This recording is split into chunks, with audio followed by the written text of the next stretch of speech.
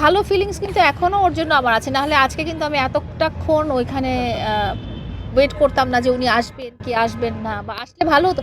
সবচেয়ে বড় ব্যাপার কি জানেন, উনি যদি আসতো এখানে একটা ব্লাস্ট হয়ে যেত, আপনারা প্রত্যেকটা মানুষ কিন্তু হাসতেন এবং খুশি হতেন। মামুনকে আমার পাশে দেখে কিন্তু আপনারা সব এমন একটা মানুষ না এখানে যে স্যাড হইতো, সত্যি কথা।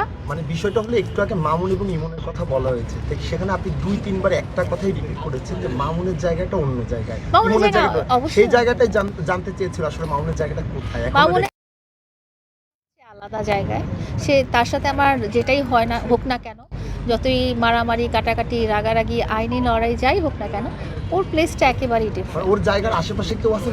ওর জায়গার আশেপাশে কেউ নাই। আপনি বললেন যে মামুনের জায়গাটা অন্য, সেই জায়গাটা কি কারাগার? না না, কেন ও কি কারাগারে আছে? তাকে কেন কাজ করে দাঁড়াতে হচ্ছে? এই যে এইটার এক্সপ্লেনেশন আপনাদেরকে দিয়ে দিলাম, যে কোনো মানুষ, আপনি যদি কোনো মানুষকে ভালোবাসেন, আপনি চাবেন সে যেন শুদ্ধ মানুষ হিসেবেই বড় হোক, সে যেন এইরকম কোনো অন্যায় করতে না থাকুক, এবং সে যে এটা অন্যায় করেছে সেটা তার বুঝতে হবে যে এটা আমি অন্যায় করেছি। আচ্ছা আপা, আমি যদি একটু যোগ করি, অর্ণব নামের একটি ছেলে ইউটিউবে কন্টেন্ট ক্রিয়েট করে।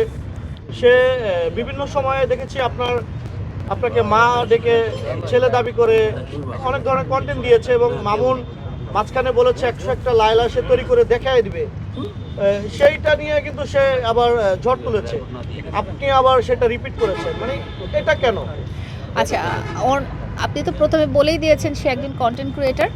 প্রথমত তার সাথে আমার কোনো রকম যোগাযোগ পার্সোনালি নাই। মূলত হচ্ছে ছেলেটা ভাইরাল হওয়ার জন্য আসছে, কারণ এখন দেখতেছে যে সোশ্যাল মিডিয়া কাকে টান দিলে হচ্ছে বেশি ভাইরাল হওয়া যায়, এই জন্য আসছে। আচ্ছা, আমি একটা প্রশ্ন আমি একটু বলি, লাইলা আপনাকে আরেকটু যদি বলি, আপনাকে প্রশ্ন করা হলে সেটা অন্য কেউ মামুনকে মানে সরাসরি কিন্তু অপমান করে।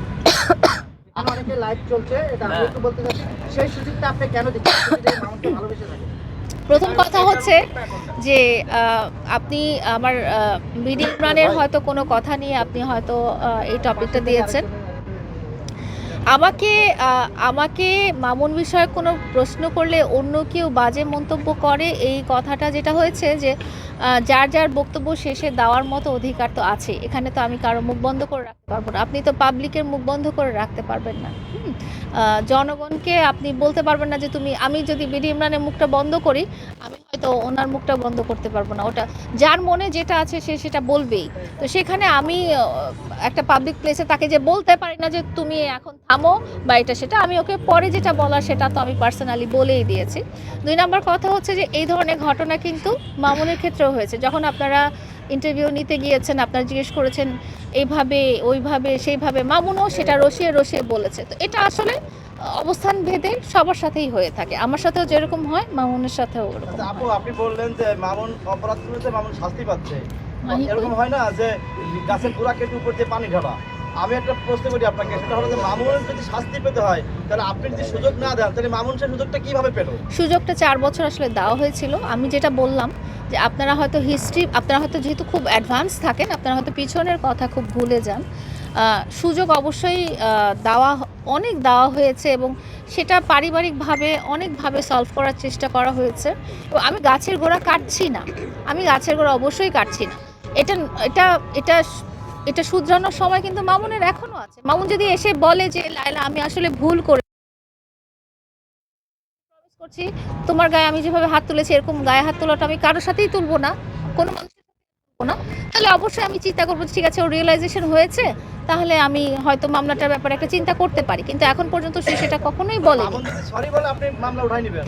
মামুনের রিয়েলাইজেশন যদি আসে যে সে আমার সাথে ভুল করেছে, এবং সে ফিউচারে আর মেয়ে হোক ছেলে হোক তার বউ হোক হুএভার কারো গায়ে হাত তুলবে না। মামুন কিন্তু সেলুন উদ্বোধনের সময় দেখেছেন যে একজনের গায়ে হাত তুলেছে, সেটা কিন্তু মামলাটা হওয়ার অনেক 6 মাস পরে। তার মানে তার হাত তোলার অভ্যাসটা ছিল। আপনাদের সাথে একটা যখন আমরা প্রেস কনফারেন্স করলাম ডিজিটাল খবরের অফিসে, তখন আমি এটাই আপনাদেরকে বোঝাতে চেয়েছি যে মামুনের রিয়েলাইজেশনটা আসে না, মামুন মারপিট করেই যাচ্ছে। লায়লা